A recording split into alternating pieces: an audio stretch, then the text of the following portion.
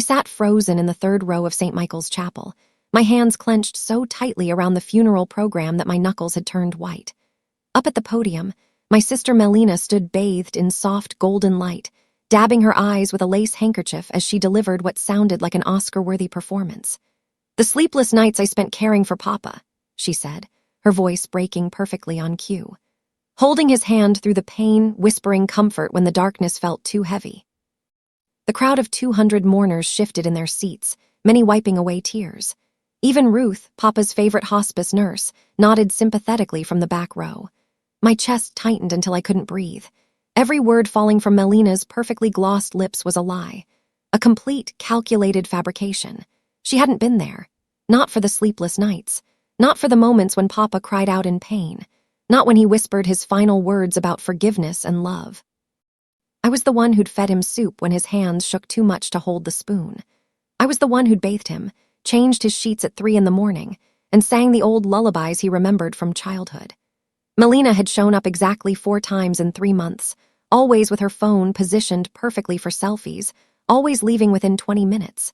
The applause erupted as she finished speaking, and I felt something inside me shatter. My sister had just stolen my father's death. My name is Anna Torres, and until that moment in the chapel, I'd believed that truth eventually reveals itself. That good people are rewarded and lies are exposed. But watching 200 people stand to honor my sister for sacrifices she'd never made, I realized how wrong I'd been. The world doesn't care about quiet truth. It celebrates loud performance. After the service ended, relatives I hadn't seen in years surrounded Melina, praising her devotion. "You're such a good daughter," Aunt Patricia said, squeezing Melina's hand. "Your father was so lucky to have you." My cousin Carlos hugged her tightly. "I don't know how you did it, Mel, taking care of him every single day like that." I stood off to the side, invisible as always, while Melina accepted their sympathy like an actress collecting awards. She'd worn all black designer clothes, Prada dress, Gucci heels, Chanel sunglasses perched artfully on her head. Even in grief, she looked like she'd stepped out of a magazine. I wore the simple navy dress I'd bought 3 years ago for my college graduation. Nobody looked at me. Nobody asked how I was holding up. Nobody seemed to remember that I'd been the one sleeping in that uncomfortable hospice chair for 97 nights straight. I slipped out through the chapel's side door before anyone could notice I was leaving. Outside, the afternoon sun felt too bright, too cheerful for a day when my father was being lowered into the ground, and my sister was rewriting history. That evening, alone in my tiny studio apartment, I opened my phone and immediately regretted it. Melina had posted a photo on social media, herself in her funeral outfit, looking beautiful and tragic, with a caption that made my stomach turn. "He said I was his angel, that he didn't know what he'd do without me. Tonight, I say goodbye to the man who made me who I am. Papa, I'll carry you in my heart forever." #Daddy's girl never gonna let you go. The post already had 800 likes and counting. Comments poured in. "You're so strong, Melina. What a devoted daughter. He was blessed to have you." I scrolled through them, each one feeling like a knife twisting deeper. Not a single person knew the truth. Not one of them had been there when Papa begged me to stay just a little longer because the nights felt too lonely. When he apologized for being a burden, and I'd cried while telling him he could never be a burden to me. My hands shook as I stared at that photo, Melina's perfectly styled hair, her designer outfit, her practiced expression of grief. Everything about it was fake, manufactured, a performance for an audience that would never know the difference. "Angel," I whispered to my empty apartment, my voice breaking. "You weren't even there." But Melina had always been good at this, at making people believe whatever version of reality she wanted them to see. And I'd always been too quiet, too invisible, too afraid of conflict to speak up. It hadn't always been this way. 3 months earlier, when Papa first got his diagnosis, things had seemed different. The doctor had called it aggressive pancreatic cancer with a poor prognosis. Translation: our father was dying, and there was nothing anyone could do except make him comfortable. Melina had been in the hospital room that day, standing beside me as the doctor explained treatment options, timelines, and the inevitable decline we should expect. She'd held my hand, actually held it, and whispered, "We'll get through this together." After the doctor left, Papa had looked at both of us with tired eyes. "I don't want to be a burden on anyone," he'd said quietly. Melina had rushed to his bedside immediately, squeezing his hand. "Papa, don't even think that. We're going to take care of you, I promise." She'd looked so sincere in that moment, her eyes genuinely filled with tears.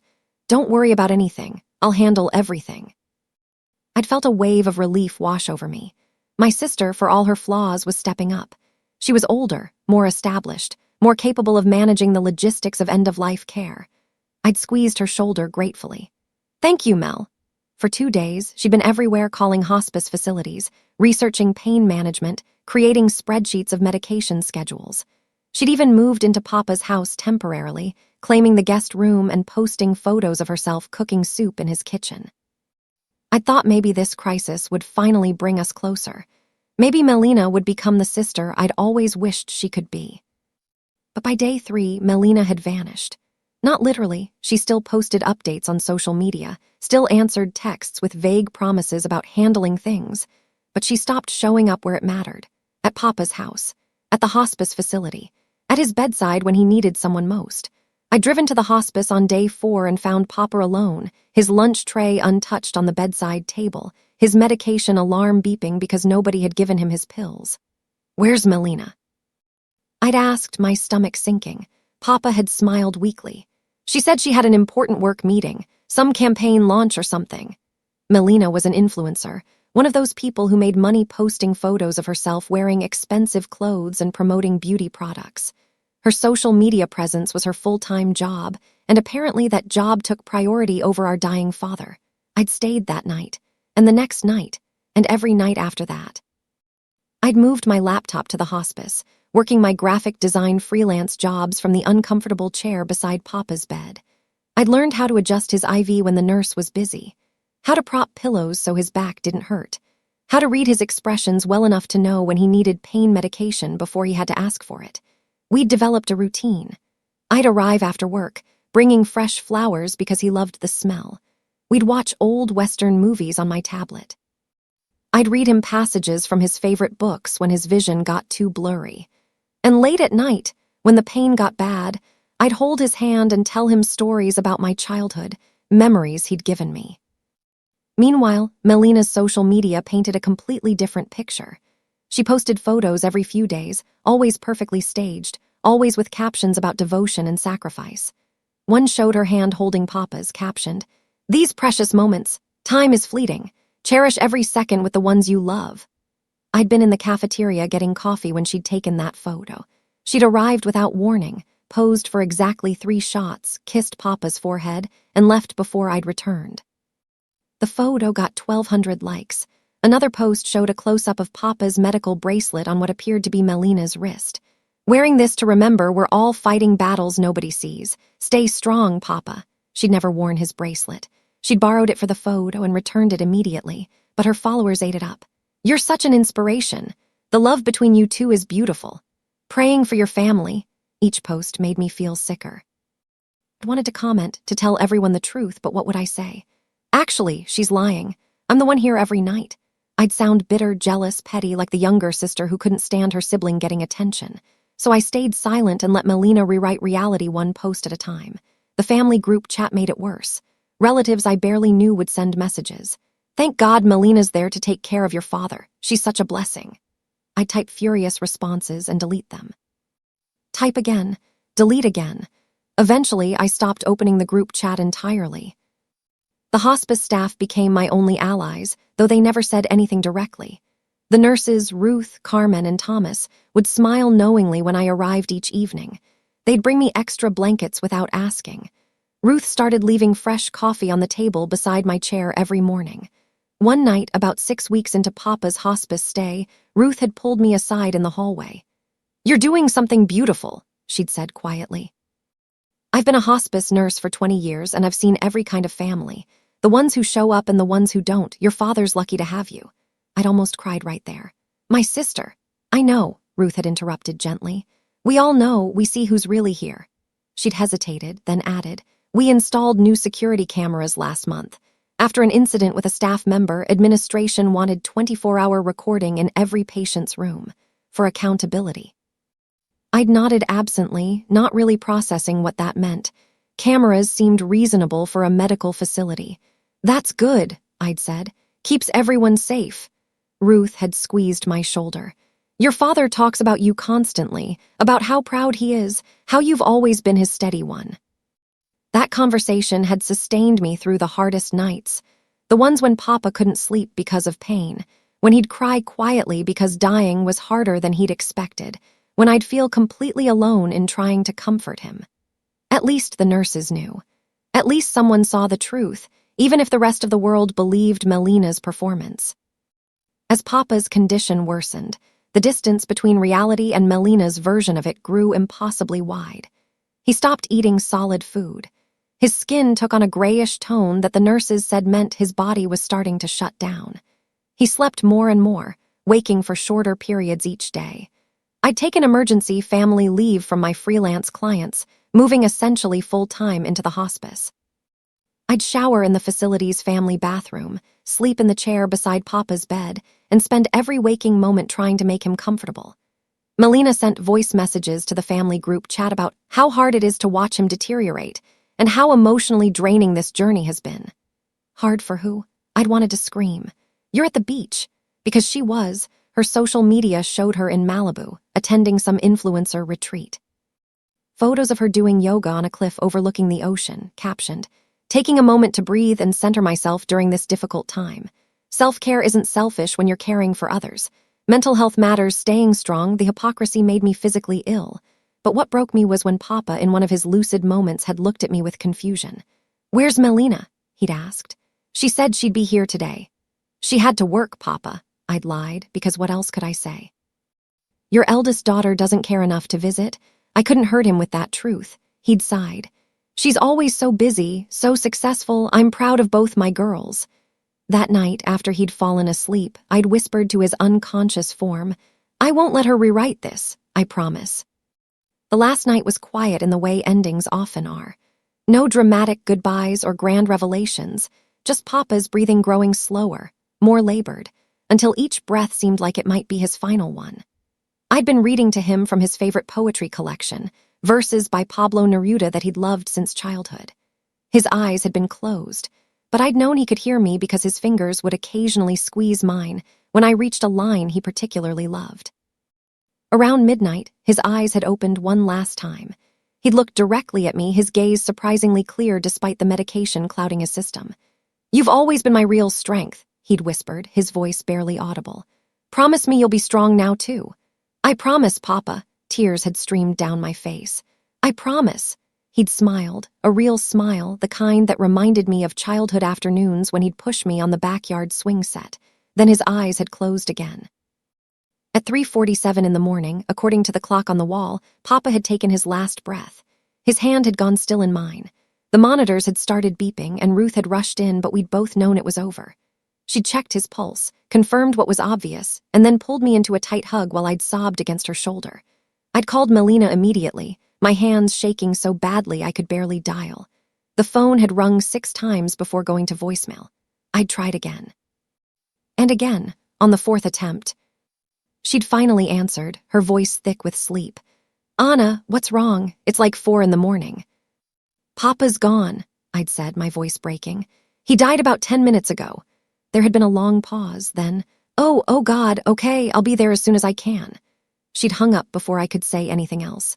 I'd sat with Papa's body for another hour, holding his hand even though it was already growing cold, memorizing the peaceful expression on his face. Ruth had given me privacy, only checking in occasionally to make sure I was okay. Melina had arrived 3 hours later, just as the morning shift nurses were starting their rounds. She'd burst through the door wearing designer athleisure, probably what she'd slept in, her hair perfectly messy in that way that takes 20 minutes to achieve. She'd rushed to Papa's bedside, tears streaming down her face, and thrown herself dramatically across his chest. No, she'd wailed. Papa, please, I'm here now. I'd stood off to the side, numb from exhaustion and grief, watching her performance. After several minutes of crying, Melina had turned to me, her face flushed. Why didn't you call me sooner? She demanded, her voice sharp despite the tears. I did, I'd said quietly. Multiple times, you didn't answer until the 4th call. Well, I was asleep, you should have kept trying. I did keep trying. My voice had been flat, emotionless, too tired to fight. You were asleep. Melina had wiped her eyes, smearing her mascara. I should have been here. I should have been the one with him. Yes, I'd said simply. You should have. She'd glared at me then, something cold flashing behind her tears. I'm still the one people will remember, she'd said quietly, so only I could hear. Then she turned back to Papa's body, resuming her grief performance for the nurses. The next week passed in a blur of funeral arrangements and family obligations. Melina had taken over planning immediately, pushing aside every suggestion I'd made. Papa had told me months ago that he'd wanted a simple service, just close family and friends, his favorite hymns, a burial in the cemetery where his parents rested. But Melina had other ideas. We need to do something worthy of him, she'd declared at our first planning meeting. Something people will remember. She'd booked the largest chapel in the city, hired a professional event coordinator, and invited everyone Papa had ever known plus half her social media followers. When I'd protested, suggesting we respect Papa's wishes for simplicity, Melina had cut me off. You're too emotional to think clearly right now, Anna. Let me handle this. I've planned dozens of events. So she'd chosen everything. The flowers, the music, the photo displays. Every picture she'd selected featured her prominently with Papa. The few photos that showed me had been cropped or pushed to the corners. She'd even written Papa's obituary without consulting me, listing herself first among surviving family members and describing herself as his devoted primary caregiver during his final months. The lie had been printed in the city newspaper for everyone to read. I'd tried to speak up during one planning meeting. Melina, you weren't his primary caregiver. I was there every night while I what? She'd snapped. While I maintained a career so I could help pay for his medical expenses, while I managed all the logistics you couldn't handle. Don't rewrite history just because you're jealous. I'd fallen silent, shocked by her audacity. The funeral itself had been exactly what I'd feared, a spectacle designed to showcase Melina rather than honor Papa. She'd worn a custom-made black dress that probably cost more than I'd made all month. She'd hired a professional photographer to document everything, claiming it was for memory keeping, but really for her social media content. During the service, she'd insisted on giving the main eulogy despite my request to share the speaking time. She'd stood at that podium and delivered the speech I'd sat frozen listening to, the one about sleepless nights and devoted care, about holding his hand through pain and being his anchor in darkness. Every word carefully crafted to paint herself as the heroic, sacrificial daughter. There were nights I thought I couldn't go on, she'd said, her voice trembling perfectly. Nights when watching him suffer felt like too much to bear. But I stayed. I stayed because that's what love means, being there when it's hardest. The crowd had eaten it up. People had wept openly. Someone behind me had whispered, "What a remarkable young woman." I'd wanted to stand up and scream the truth, to tell everyone that Melina had visited exactly 4 times in 3 months, that she'd spent Papa's final weeks at beach resorts and influencer events while I'd sat beside his bed through every difficult night. But what evidence did I have? It would be my word against hers, and Melina had always been more believable, more charismatic, more convincing. So I'd sat there, silent and invisible, while my sister stole our father's death the way she'd stolen so many other things from me over the years. After the funeral, the reception had been held at an expensive restaurant Melina had chosen. More performance, more photos, more opportunities for her to play the grieving daughter. I'd stood in a corner, accepting quiet condolences from relatives who barely knew me. Uncle Tamaz had hugged me briefly. "Your sister is incredibly strong," he'd said. "Taking care of your father like that, we're all so proud of her." I'd nodded numbly, unable to form words. Aunt Patricia had approached next, squeezing my hand. "You must be so grateful Melina was there for him. I know these things are hard on you younger ones." The implication had been clear. I was too weak, too fragile, too young to have handled what Melina had supposedly endured. Nobody asked me where I'd been. Nobody wondered if maybe, just maybe, the quiet younger sister had been the one actually showing up. A neighbor from Papa's Street, Mrs. Mrs. Kowalski, had pulled me aside near the end of the reception. She'd looked at me with kind eyes. "You must be so proud of your sister," she'd said gently. "She was such a devoted caregiver. Your father was lucky." I'd opened my mouth to correct her, to finally tell someone the truth, but the words had stuck in my throat. What was the point? Everyone had already decided what reality looked like. "Yeah," I'd whispered instead, my eyes burning with unshed tears. "She did her best." Mrs. Kowalski had patted my hand sympathetically and walked away, leaving me alone with a lie I'd just helped perpetuate. That night, I'd returned to my apartment and collapsed. I'd spent 3 months sleeping in a hospital chair, barely eating, running on coffee and adrenaline. Now that it was over, my body had finally given out. I'd slept for 16 hours straight, waking to dozens of missed calls and texts. Most were condolences, but one message had stood out from Ruth, Papa's hospice nurse. "Anna, I need to talk to you. It's important. Can you meet me tomorrow?" We'd arranged to meet at a coffee shop near the hospice. When I'd arrived the next morning, Ruth had been waiting at a corner table, looking uncomfortable but determined. She'd stood and hugged me tightly. "How are you holding up?" she'd asked. "I'm managing." It wasn't true, but what else could I say? Ruth had gestured for me to sit, then leaned forward, her voice low. "I need to tell you something about your sister's eulogy." My stomach had tightened. "What about it?" "Everything she said about being there, about the sleepless nights, about caring for your father, Anna, we all know that wasn't true." Tears had sprung to my eyes immediately. "I know, but nobody else does. They all think. We saw what you did," Ruth had interrupted firmly. "Every single nurse on our floor knows you were the one who showed up. Your sister visited maybe 4 times total, and each time she stayed less than half an hour. You were there every single night for 3 months straight. We all saw it." I'd started crying then, unable to hold it back any longer. Ruth had reached across the table and squeezed my hands. "And honey," she'd said carefully, "we have proof." My head had snapped up. "What?" Ruth had pulled something from her purse, a small USB drive. She'd held it carefully like it was made of glass.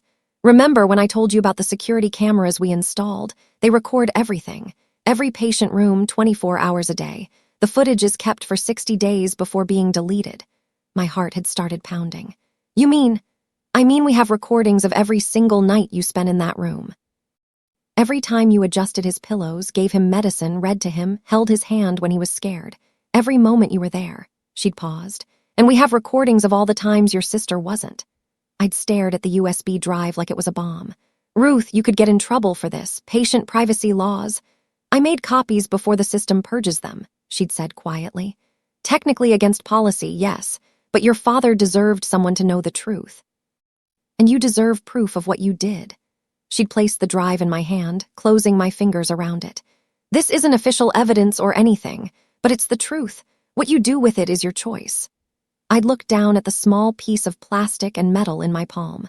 Part of me had wanted to throw it away immediately, afraid of what opening this box might mean. Afraid of the confrontation, the family drama, the accusations that would follow. But Papa's voice had echoed in my memory. "You've always been my real strength." I'd closed my fist around the drive and looked up at Ruth. "Thank you," she'd smiled sadly. "Your father talked about you constantly, you know, about how proud he was, how you'd always been his steady one, his dependable daughter. He knew who was really there." For 2 days, I'd kept the USB drive in my desk drawer, unable to decide what to do with it. I'd plug it into my laptop, stare at the folder full of video files, then close it without watching. The truth felt both powerful and terrifying. Meanwhile, Melina's lies had continued spreading. She'd posted a long Instagram story about the grief journey and learning to live with loss. She'd started a YouTube video series called Caring for a Dying Parent, My Story, where she gave advice about end-of-life care she'd never actually provided. Her follower count had skyrocketed. Grief apparently was good for her brand. The family group chat had become unbearable. Relatives praised Melina constantly. "You gave him such a beautiful final chapter. Your dedication was inspiring. He died knowing he was deeply loved." I'd muted the chat. But then Melina had started telling a new lie, one that directly attacked me. At a family dinner I'd skipped, she'd apparently told everyone that I barely visited Papa because I'd been too overwhelmed and couldn't handle seeing him deteriorate. My cousin had called to check on me afterward. "Melina said you're struggling with guilt about not being there much. She's worried about you." The audacity had taken my breath away. Now Melina wasn't just stealing credit. She was actively erasing me, rewriting me as the negligent daughter who'd failed to show up. That's when I'd decided. The truth needed to come out. 2 weeks after the funeral, I'd received a call from Mr. Hernandez, Papa's lawyer. He'd requested both Melina and I attend a meeting regarding Papa's will and estate. I'd agreed immediately, my heart pounding. This felt like fate giving me an opportunity. The morning of the meeting, I dressed carefully in a simple black suit. I'd placed the USB drive in my jacket pocket, where it felt like it was burning through the fabric. Melina had arrived at Mr. Hernandez's office 15 minutes late, wearing designer sunglasses despite being indoors and carrying a coffee cup with her name spelled correctly in Sharpie. She'd greeted the lawyer with an air kiss and ignored me completely. "Ladies, thank you for coming," Mr. Hernandez had begun, settling behind his desk. "I know this is a difficult time, but we need to discuss your father's estate and final wishes." He'd opened a folder, and I noticed something unexpected, a note clipped to the front with Papa's handwriting. Mr. Hernandez had continued, "Before we discuss the will itself, your father left specific instructions. He requested that we review certain documentation first." He'd looked directly at me. "Anna, do you happen to have the hospice records I believe your father was referring to?" My hands had trembled as I'd pulled the USB drive from my pocket. "I have video footage from the hospice security cameras showing the last 3 months of Papa's care." Melina had sat up straight. "What? Why would we need to see that?"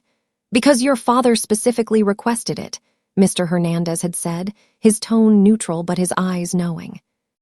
Mr. Hernandez had inserted the USB drive into his computer and turned the monitor so all three of us could see. "Your father apparently became aware of these security recordings during his final week. He asked the hospice to ensure they were preserved." The first video had loaded, timestamp showing 2 o'clock in the morning, 5 weeks before Papa's death. The image had been grainy but clear enough. Papa's hospital bed was visible in the center of the frame. And there I was, curled uncomfortably in the chair beside him, one hand stretched out to hold his even in sleep. The timestamp had continued rolling. 3 hours of footage condensed into minutes, showing me waking when Papa stirred, adjusting his pillows, helping him take medication, reading aloud when he couldn't sleep. Mr. Hernandez had clicked to another file. 4 days later, again, nighttime footage. Me sitting cross-legged on the floor because the chair had hurt my back, working on my laptop while Papa slept, glancing up every few minutes to check on him. Another file. Me singing softly while Papa smiled with his eyes closed. Another. Me holding a tissue to Papa's nose because his hands shook too much. Another. Me crying quietly in the corner after Papa had fallen asleep, my grief raw and unfiltered. The room had been completely silent except for the sound of video playback. Melina's face had gone pale, then red, then pale again. Mr. Hernandez had clicked through file after file. Hours of footage, all showing the same thing, me there, night after night, alone in that room with our dying father. Finally, he'd stopped on one particular video. "This one your father specifically marked," he'd said. The video had shown Papa awake and lucid, looking directly at the camera. He'd clearly known it was recording. His voice had been weak but clear through the computer speakers. "If anyone is watching this after I'm gone, I want them to know something. My daughter Anna has been here every single night. Not because she had to be, not because anyone asked her to, but because she loves me. Real love doesn't need an audience, it just shows up." He'd paused, gathering strength. "My other daughter has her own path, her own way of dealing with things, but let there be no confusion about who was actually here when it mattered." Tears had been streaming down my face. I'd never known Papa had recorded this, had never known he'd been so aware of the truth. The video had continued. "Anna, if you're watching this, I need you to know something. You've always been my steady one, the one I could count on, not the loudest or the most visible, but the most real, the most present. That matters more than anything else." Mr. Hernandez had paused the video. The silence in the office had been deafening. Melina had finally found her voice. "This isn't fair," she'd said, her voice shaking. "I was busy, I had work obligations, responsibilities. We all have obligations," I'd said quietly, my first words since the videos started. "You chose which ones mattered most. You're making me look like a terrible person." "No," I'd replied, my voice surprisingly steady. "You did that yourself. I just stopped pretending otherwise." Mr. Hernandez had cleared his throat. "Perhaps we should move on to the will." Mr. Hernandez had pulled out a handwritten letter, clearly in Papa's shaky script from his final weeks. "Your father requested I read this aloud before discussing the legal documents." He'd adjusted his reading glasses and begun. "To my daughters, by the time you hear this, I'll be gone. I hope I left you both with good memories, though I know my final months were difficult in ways I never wanted them to be. Melina, you have always been my bright star, the daughter who shines in public and makes our family name known. You have talents I never possessed and ambitions I admire. But ambition and presence are not the same thing. I needed presence in my final days, and you were not there. Anna, you have always been my quiet strength, the daughter who shows up without fanfare and loves without conditions. You sacrificed your time, your comfort, and your own grief to give me dignity in death. You held my hand when I was afraid. You sang to me when the pain was too much. You were present when presence was all that mattered. For these reasons, I am leaving the bulk of my estate, the house, the savings, the family heirlooms, to Anna. Not as punishment to Melina, but as recognition of who actually showed up when showing up was hard. To the daughter who never needed an audience to love me, everything I have is yours. The letter had continued with specific details about property and accounts, but I'd barely heard them. Tears had been pouring down my face. Papa had known. He'd seen everything. He'd understood. Melina had leaped to her feet, her chair scraping loudly. "This is ridiculous. You can contest this, right?" she demanded, turning to Mr. Hernandez. "Undue influence or something." Mr. Hernandez had remained calm, his expression professional. "You're welcome to try, Ms. Torres. However, given the video evidence documenting your absence and Anna's presence, plus your father's sound mental state when drafting this will, plus his very clear statement of intentions." He'd trailed off meaningfully. Melina had turned on me, her carefully maintained composure cracking completely. "You did this. You poisoned him against me." "You made him think. I didn't have to make him think anything," I'd interrupted, my voice steady despite my tears. "He had eyes, Melina. He could see who was there and who wasn't. He could count the visits you didn't make and the promises you didn't keep. I was working. I was trying to maintain a career while dealing with this tragedy. We were both dealing with the same tragedy," I'd said quietly. "The difference is I actually showed up for it. You just performed it for social media." Melina's face had contorted with rage. "You've always been jealous of me, always wanted what I have, the success, the followers, the recognition, and now you're using Papa's death to steal from me." "Steal." The word had come out sharper than I'd intended. "You stole his death, Melina. You stood up at his funeral and lied to 200 people about being there for him. You turned his final months into content for your brand. You made his suffering about your image. If anyone's a thief here, look in the mirror." She'd grabbed her designer purse, her hands shaking. "This isn't over. Everyone's going to know what kind of person you really are." "Let them know," I'd said. "I have 3 months of video footage showing exactly what kind of person I am." Melina had stormed out of the office, slamming the door hard enough to rattle the framed diplomas on the wall. Mr. Hernandez had waited until her footsteps faded down the hallway before speaking again. "That was remarkably composed of you," he'd said gently. "Your father would be proud." I'd wiped my eyes with a tissue from the box on his desk. "Will she really try to contest the will?" "She might," he'd admitted. "People often react emotionally in these situations." "Honestly, Anna, your father built an airtight case. The video evidence, his written testimony, the clear documentation of mental competency, there's virtually no grounds for contestation that would succeed in court." He'd handed me a folder with copies of the will and related documents. "Take some time to process this. We'll schedule another meeting in a few weeks to begin the estate settlement process." I'd walked out of that office feeling strange, not triumphant, not vindicated, just exhausted. This had never been about the money or the house. It had been about truth being acknowledged, about Papa knowing who'd really been there. The inheritance was just his way of making sure the world knew it too. Outside, I'd sat in my car for 20 minutes, staring at nothing. My phone had started buzzing almost immediately. The family group chat was exploding. Melina had apparently called everyone, spinning her version of events. Anna manipulated Papa while he was dying. She turned him against me. The will was written under duress. I'd scrolled through the messages, watching relatives take sides. Some believed Melina immediately. Others asked questions. A few remained silent, which felt like its own kind of judgment. Then a message from Ruth appeared, not in the group chat but directly to me. "I heard what happened at the lawyer's office. I'm proud of you. Your father would be too." That simple message had broken through my numbness. I'd started the car and driven straight to the hospice. Ruth had been at the nurse's station when I'd arrived, finishing paperwork at the end of her shift. Her face had lit up when she'd seen me. "Anna, I hoped you'd come by." We'd found a quiet corner in the family waiting room, and I'd told her everything. The will reading, the videos, Melina's explosion, the accusations now spreading through my family. Ruth had listened with the same patient attention she'd given Papa during his worst nights. "The truth always costs something," she'd said when I'd finished. "But lies cost more in the long run. Trust me, I've seen it happen too many times in this work." She'd pulled out her phone and showed me something. "The other nurses wanted you to see this." It had been a group text thread among the hospice staff. Messages from Carmen, Thomas, and several other nurses I'd gotten to know during those long months. All of them expressing support, sharing their own observations of my dedication, offering to provide statements if I ever needed them. "We all saw what you did," Ruth had said. "Every single person who works on this floor knows the truth. That matters." Tears had filled my eyes again. "Thank you, all of you. I don't know what I would have done without." "You would have done exactly what you did," Ruth had interrupted gently. "Because that's who you are. You don't show up for recognition. You show up because it's right." Before I'd left, Ruth had given me one more thing, a framed photo she'd printed from the security footage. It showed me and Papa on one of his good days, both of us smiling at something on my laptop screen. "Your father requested this specifically," Ruth had explained. "He asked me to print it and save it for you.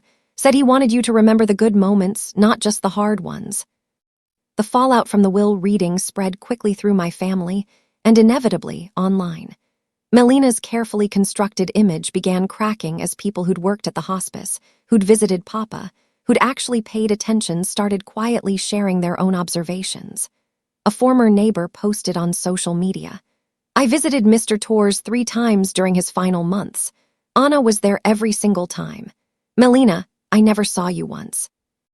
Another family friend commented, "I always wondered why Melina's Instagram showed her at events and resorts during the same time she claimed to be caring for her father full-time.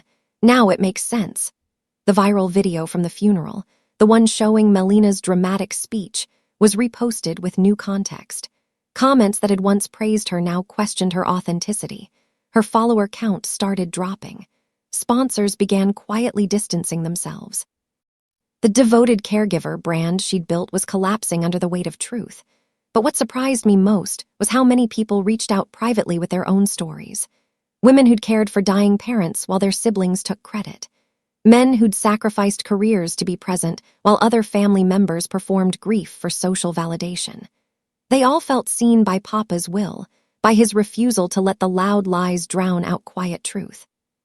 3 months after Papa's death, I'd used part of the inheritance to establish something he would have loved, a fund at the hospice for families who couldn't afford end-of-life care. At the dedication ceremony, Ruth and the other nurses had cried when they'd seen the plaque. "The Antonio Torres Memorial Fund, for those who love quietly." "Your father would be so proud," Ruth had said, hugging me tightly. 1 year after Papa's death, I'd finally felt ready to watch all the security footage Ruth had given me.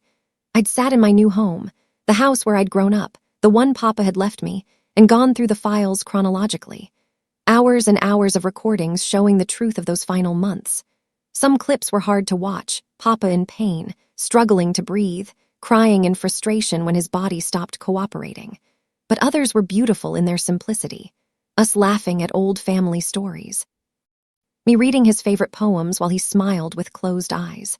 Him squeezing my hand during moments of clarity and peace. In one video, recorded just 4 days before he died, Papa had woken in the middle of the night to find me asleep in the chair, my hand still stretched out to hold his. The camera had captured him looking at me with such love, such gratitude, such pride. He'd whispered something I'd never heard while sleeping. "Mi hija fuerte, my strong daughter. You've always been exactly what I needed." I'd paused the video, tears streaming down my face but my heart full. This moment, this truth, this love was what mattered. Not Melina's Instagram posts or her carefully staged grief.